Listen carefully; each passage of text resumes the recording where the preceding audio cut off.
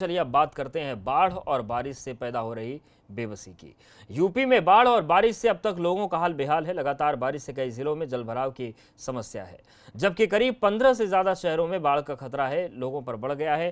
काशी से लेकर ताजनगरी आगरा तक नदियां उफान पर हैं, जबकि निचले इलाकों में बाढ़ का पानी भी घुस आया। यहां के कई लोग पलायन करने को मजबूर हैं। तो यूपी में बाढ़ और बारिश से हालात लगातार बेहाल बने हुए हैं। लगातार बारिश से कई जिलों में जलभराव की समस्या पैदा हो गई है, जबकि करीब 15 से ज़्यादा शहरों में बाढ़ का खतरा बढ़ गया है।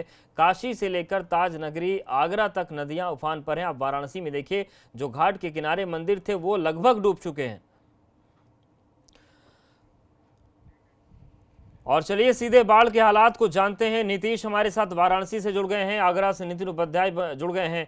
नीतीश, अगर हम बात करें वाराणसी की, आपके पीछे गंगा बिल्कुल उफान पर नजर आ रही हैं, क्या स्थिति है? क्योंकि वाराणसी में लगातार, जैसा कि आप कई दिनों से रिपोर्ट दे रहे हैं, कि औसतन 1 सेंटीमीटर प्रति घंटे की रफ्तार से जलस्तर बढ़ रहा है। निश्चित तौर पे जिस तरह से 1 सेंटीमीटर प्रति घंटा की रफ्तार से जल का स्तर बढ़ रहा है, वो आने वाले खतरे को दर्शा रहा है।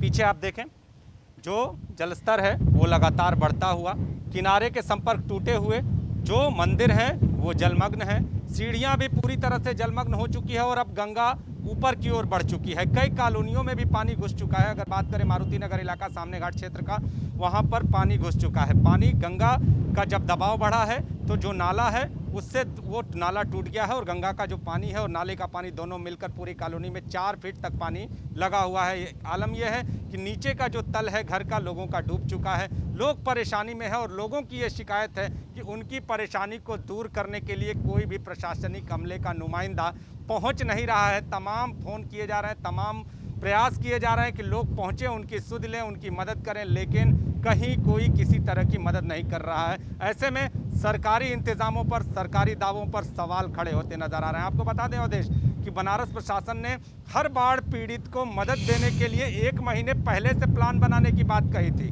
कहा था कि कोई भी बाढ़ पीड़ित किसी भी स्तर पे कहीं भी परेशान ना हो, इसकी व्यवस्था की गई है। पूरी तरह से अलर्ट जारी कर दिया गया है और बहुत सारे इंतजाम किए गए हैं, बहुत सारे दावे किए गए, लेकिन स्थिति ये है कि ज़मीन पर दावे दिखाई नहीं दे रहे हैं। वाराणसी प्रशासन को जगना होगा ताकि जो बाढ़, बिल्कुल, ये नींद कब खुलेगी अपने आप में सवाल है। नीतीश बने रहिए हमारे साथ। नितिन का भी रुख कर लेते हैं, आगरा से बने हैं। नितिन, अगर हम आगरा की बात करें तो किस तरीके की स्थितियां यहाँ पर है?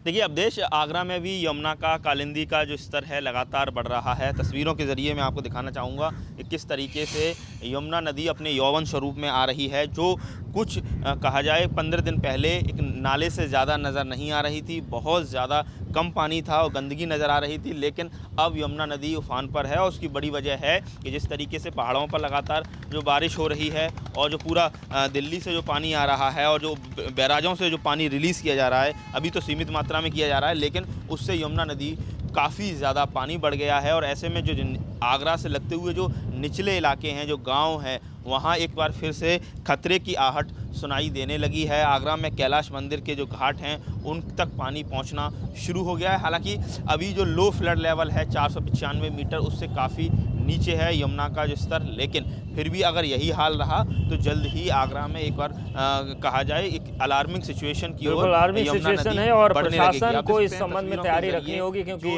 तस्वीरें नीतीश ने वाराणसी की दिखाई, आगरा की नितिन दिखाई रहे हैं। आप दोनों का बहुत शुक्रिया हमारे साथ जुड़ने के लिए, जानकारी अपडेट्स को देने के लिए और बताने के लिए कि किस तरीके से जो जल है वो प्रलय के रूप में आ रहा है, लेकिन प्रशासनिक तैयारियां बहुत अच्छी नहीं है।